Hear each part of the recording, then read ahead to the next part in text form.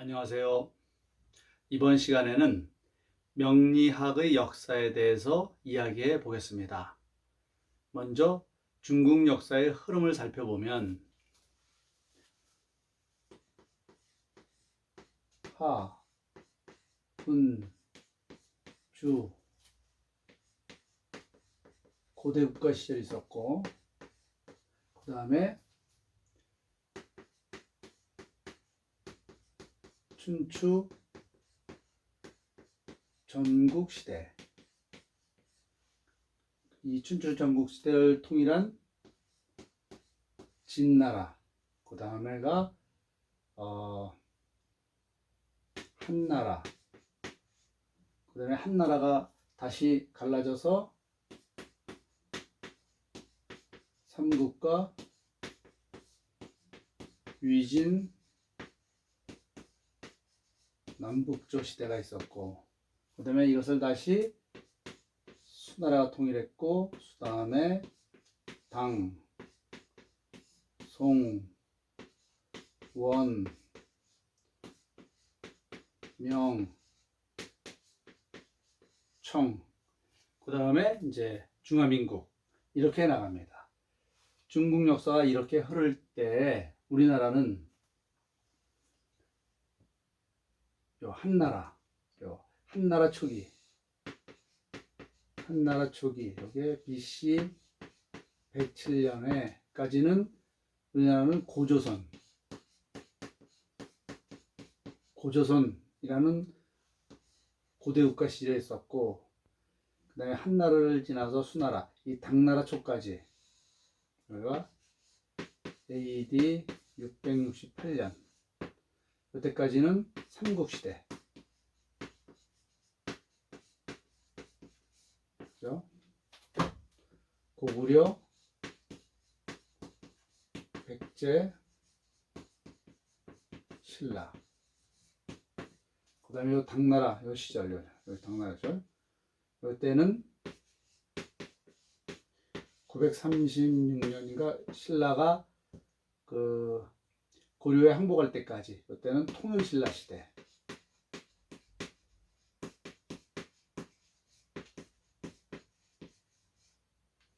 여기 신라와 구분해서 통일신라 시대라고 얘기하죠. 그 다음에 명나라 초 1396년, 그때까지는 고려시대, 고려.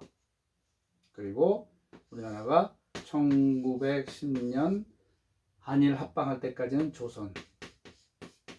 이렇게 구분됩니다. 그래서 우리나라의 특히 이제 여기 고조선은 요 한나라의 멸망을 해서 삼국시대가 펼쳐졌고, 삼국시대는 신라와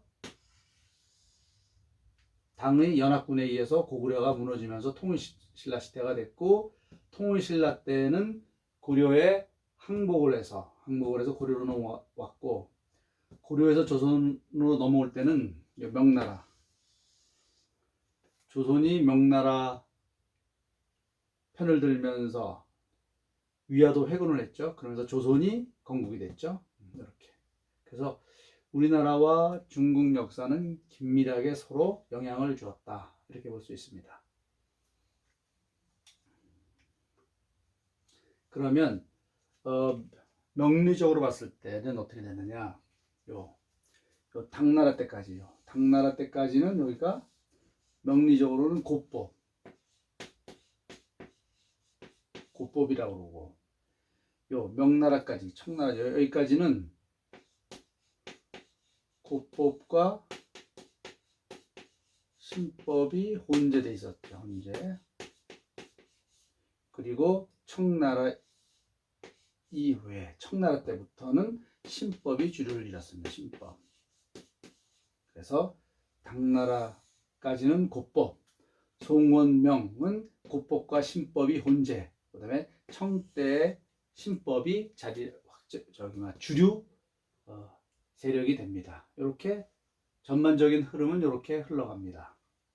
그러면 다시 이제 명리학의 흐름을 보면,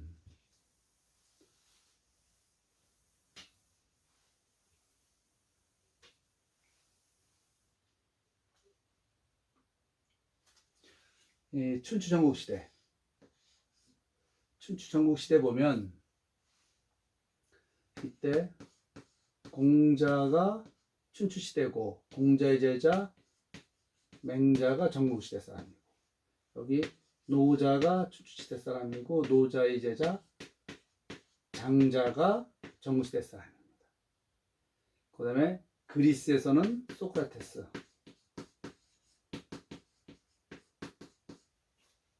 그 다음에 소크라테스의 제자 플라톤, 인도에서는 석가모니,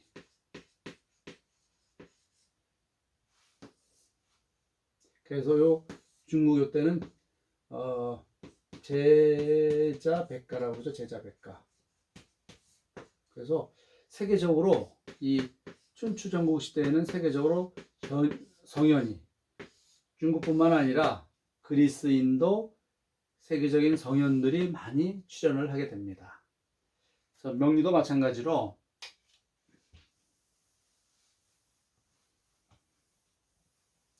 이때 전국시대에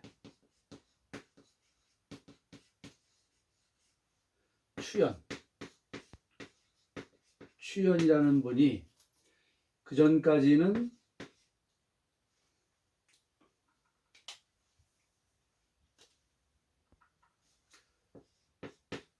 음양론하고 오행론이 따로 발전해 왔는데, 이것을 추연이라는 분이 통합을 해서 음양 오행론을 주창하게 됩니다. 그리고 이 낙록자, 그 다음에 귀곡자. 낙록자는 낙록자 소식부. 요거는 어떻게 되냐면 나중에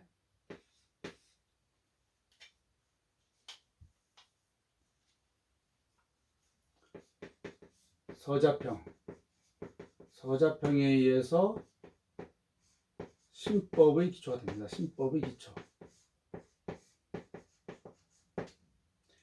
귀곡자는 귀곡자 유문이 있는데, 요거는 이어중에 의해서 고법의 기초가 됩니다.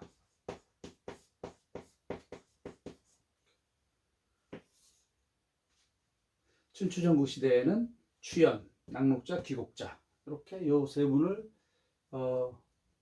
알고 계시면 될 것 같고,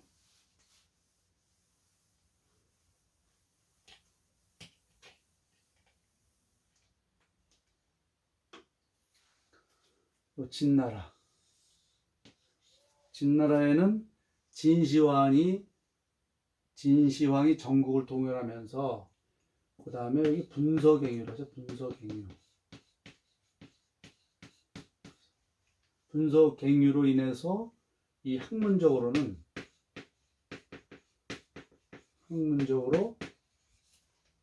암흑기를 맞게 됩니다. 진나라 시절은 학문적으로는 암흑기였습니다.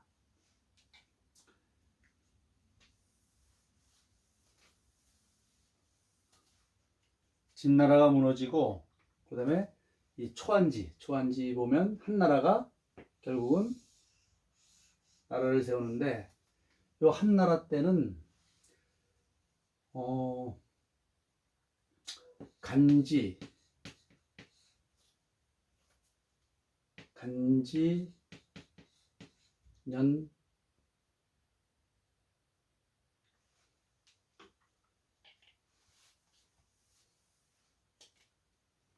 간지기년법이라고 하죠.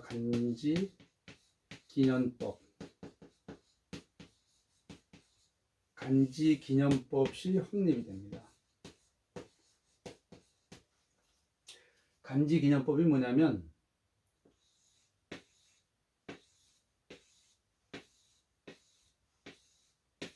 이렇게 월, 일, 시가 있으면 60갑자가 처음에는 이 날짜를 기록했습니다. 날짜를. 60갑자 처음에는 날짜를 기록했죠. 날짜.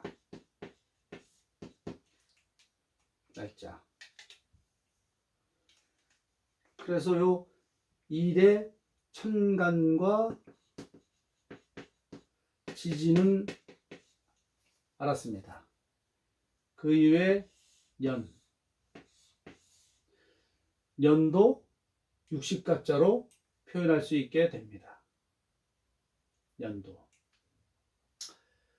그러면 요 월지는 요게 알 수가 있고, 요것도 시간에 의해서 요 지지도, 월의 지지, 시의 지지도 알 수가 있는데, 월간과 시간을 알 수 있는 방법을 확립을 하게 된 겁니다. 그래서 이 연간을 기준으로 월간을 알게 되는 것, 이게 연두법이라고 그러고, 그 다음에 일의 천간을 기준으로 시의 간을 알게 되는 것, 요거를 시두법. 이렇게 해서 년월일시를 기록할 수 있게 되었습니다. 다음에는 이 간지 기념법에 대해서 한번 설명을 하겠습니다. 그래서 일단은 한나라 때 간지 기념법이 확립이 됐고, 그 다음에 동중서라는 분이 춘추벌로에서 그죠? 이렇게 해서 춘추벌로에서 음양오행서를 이것을 체계화합니다. 이것을 집대성 해가지고 집대성 체계화합니다. 또 이때 경방이라는 분은 육효를 창시했는데, 여기서 육친이 나옵니다. 육친이 나와서 친척과의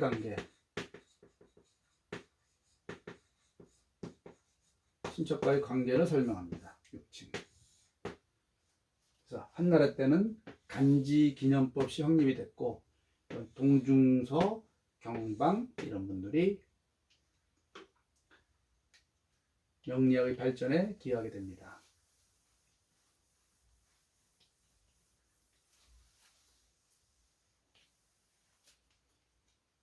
그 다음에 위진남북조 시대에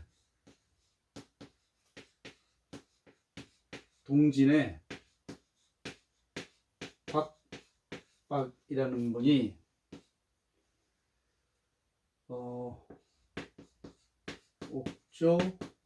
옥조 신흥 진경에서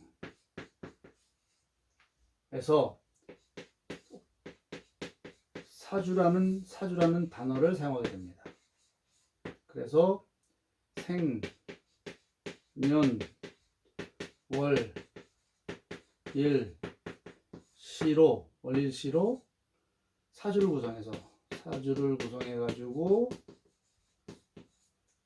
생년월일시를 그 사주로 여기서 간지로 표현하게 되는 거죠. 간지로 해서 간지로 표기를 해가지고 이제 사람의 명을 체계화합니다.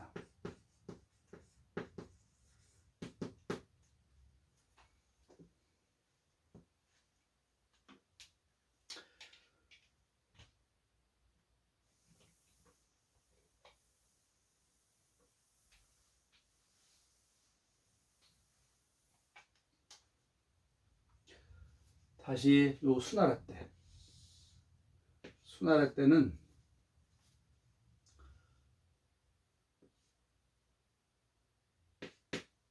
수나라 때는 손길이라는 분이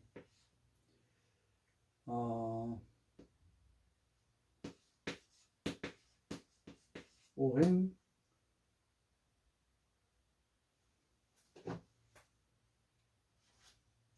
오행대의 손길이라는 분이 오행대의라는 책에서 명리 용어를 정리하는데 이때 나타나는 것이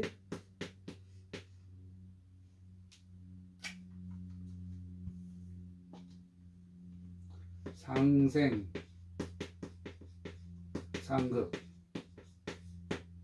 그 다음에 형, 충, 파, 해, 그 다음에 왕, 상, 휴수사, 요런 등등 요런 그 명리 용어를 그 정리합니다.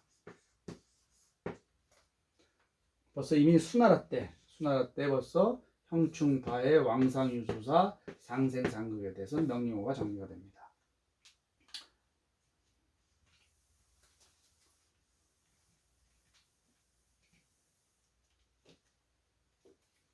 이어서 당나라 때는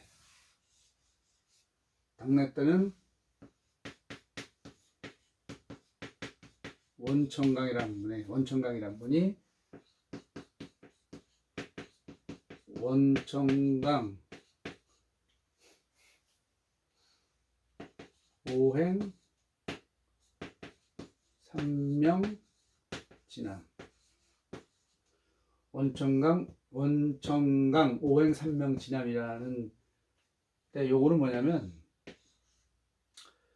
그 여기서 이제 연주를 중요시합니다. 연주를 중요시하고 이분은 중국보다는 조선시대 명리학의 제일 필수 과목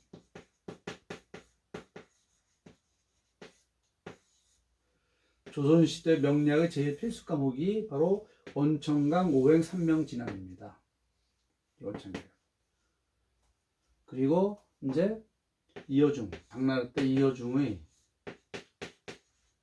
이어중 명서.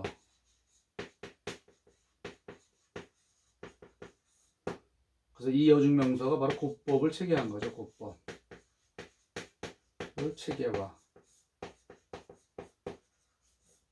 고법을 체계하게 됩니다. 이어중 명서가 당나라 때. 그래서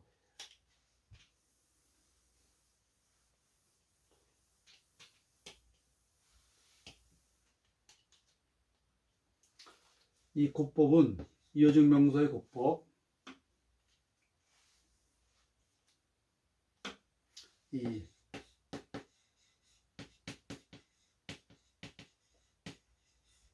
명서의 고법을 보면 특징이 뭐냐면 첫째 연주 중심이죠.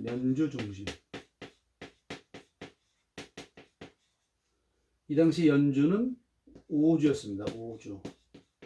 5주 해가지고 연주, 태원,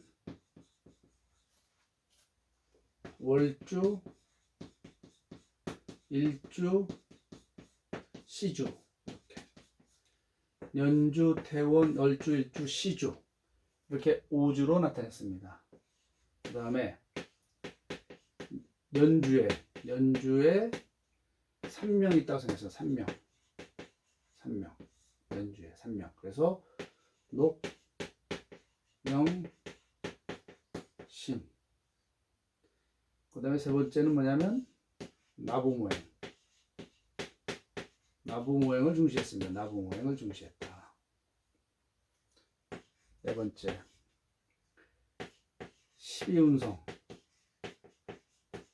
12운성에 대한 정의를 한다. 12운성. 그 다음에 다섯 번째가 이제 신사를 사용한다는 거죠. 이어중의 고법은 연주 중심이고, 그다음에 이 삼명은 연주에만 있다고 생각합니다. 연주에만 삼명이 있는데 농명신, 요 신이 나봄이죠. 그래서 나봄오행을 중시했고, 12운성에 대해서 정의를 했고, 신사를 많이 사용했습니다.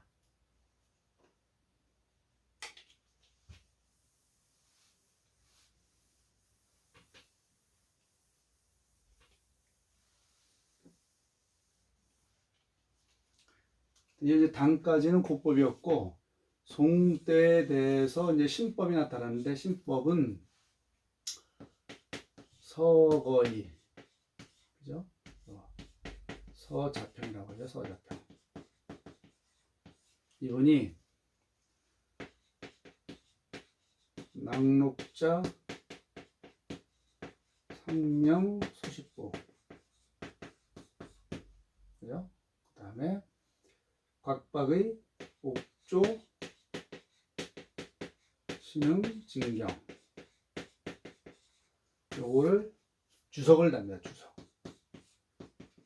주석을 달고, 본인은 명통부를 저술합니다. 이 명통부에서 이제 명을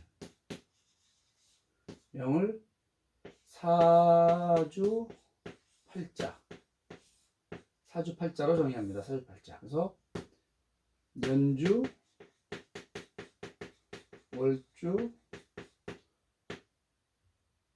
일주, 시주, 이렇게 네 개의 주로 정리합니다. 고법에서는 이렇게 오주를 썼고, 오주. 다음에 고법과 신법이 혼재되는 데서는 오주를 썼다가 슬슬 이 태원이 뭐 밑에도 썼다 위에도 썼다 하면서 태원이 사라지기 시작합니다. 그래서 요 신법이 확정된 때는 이제 4주만 남는데, 요때 송때에 서거이라는 분이 사주팔자로 명을 정의를 합니다.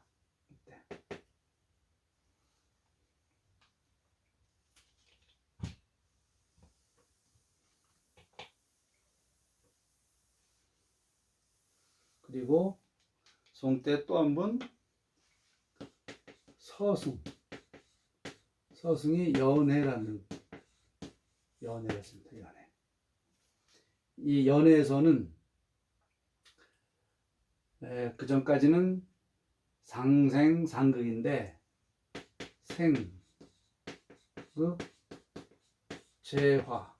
생극재화로 육신의 관계를 정의합니다. 생극재화로 육신의 관계를 정의하게 됩니다. 서승 때.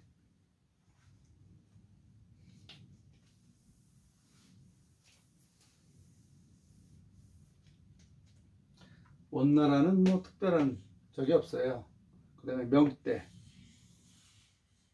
명때에 당금지가 서승의 연해와 연해의 주석소인 연원을 합본해서 연해자평을 편찬합니다.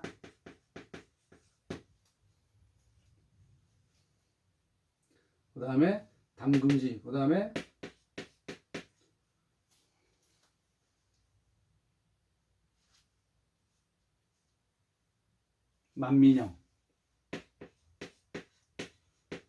만민영이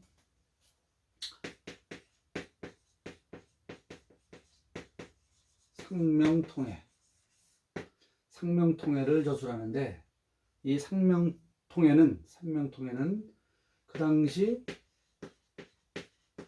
모든 명리학을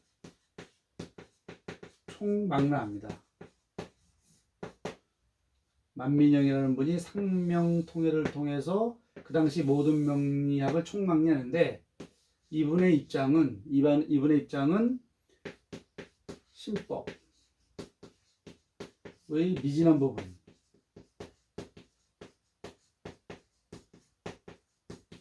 미진한 부분을 고법의 나부모행, 신살 등으로 보완해야 된다. 보완해야 된다.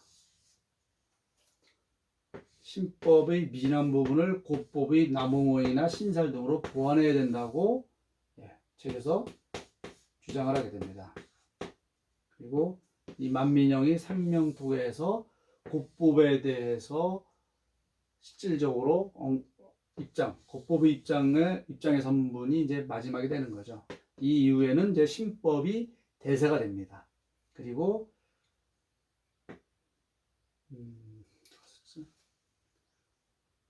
유백원, 요때 명대 당금지 만민영 유백원이라는 분이 또 계시죠.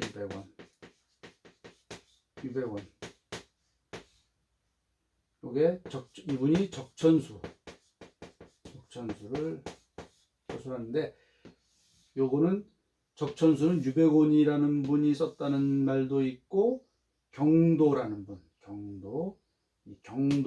분이 썼다는 얘기도 있습니다. 어쨌든 유백원의 적천수가, 명대에는 당금지, 만민영, 유백원, 이분들을 기억하셔야 될 것 같습니다.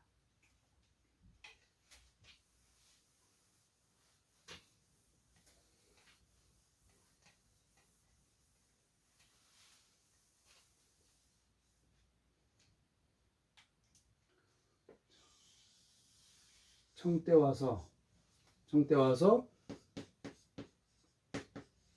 심여천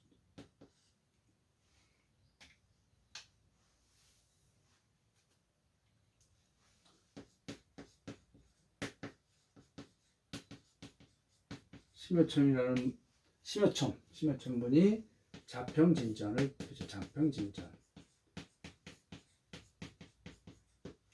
이 자평진전에서는 이제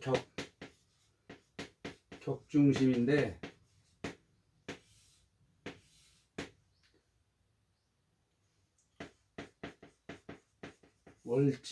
월지중심, 격지중심이 되는데, 특히 여기 그 격에 대해서 순용, 그다음에 여경, 격의 순용, 여경을 이렇게 주장하게 됩니다. 순용, 여경을 주장하죠. 그다음에 명대는 심여천이라는 분이 있었고, 그다음에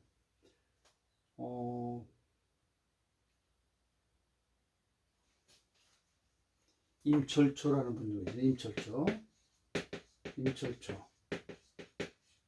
임철초라는 분이 적천수 천미라고 해서 적천수의 주석을 달죠. 적천수 천미. 그 다음에 난강만 여춘태라는 분이 난강만을 기초로 해가지고 공통보감을 펼쳐요. 공통보감. 요 난강만은 작자미상입니다.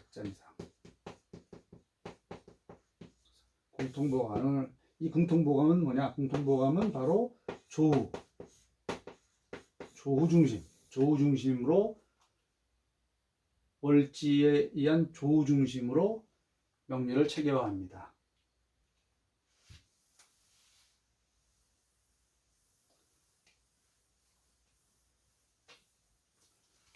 그리고 이제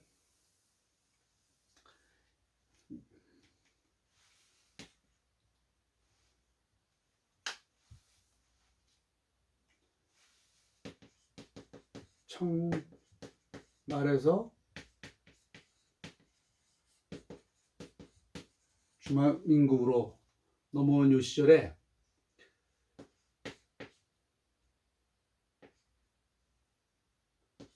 원수산, 그 다음에 설하고, 위천수 요 세 분을 근대명리의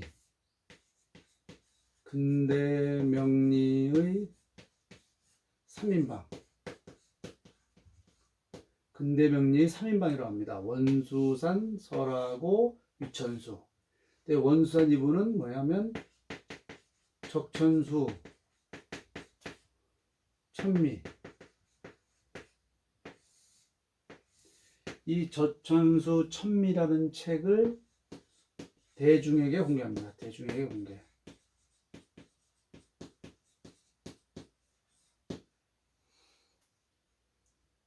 그 다음에 설하고라는 분은 명리학의 우리가 3대 텍스처라고 얘기하죠. 자평진전, 적천수, 공통보감. 요 세 개가 명리의 3대 텍스처라고 그러는데 이거에 대한 주석을 답니다.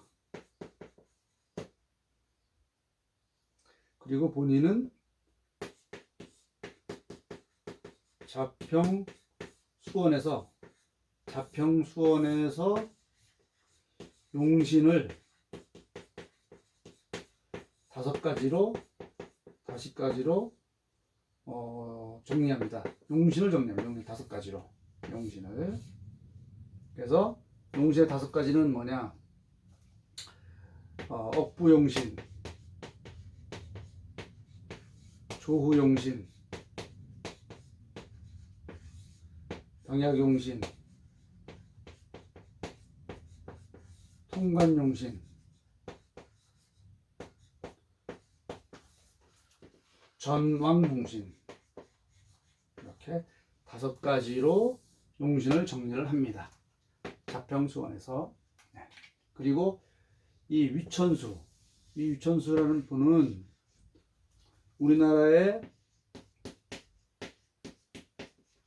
박재환 씨에 의해서 우리나라에 가장 먼저 소개가 됩니다.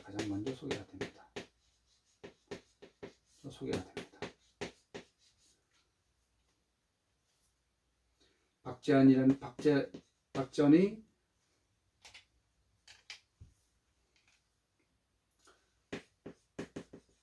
명리요강, 명리사전, 명리사전에 위천수라는 분의 저술 내용이 많이 삽입이 되고 인용이 됩니다. 이렇게 해서 일단 그 명리 역사의 흐름을 살펴보았습니다.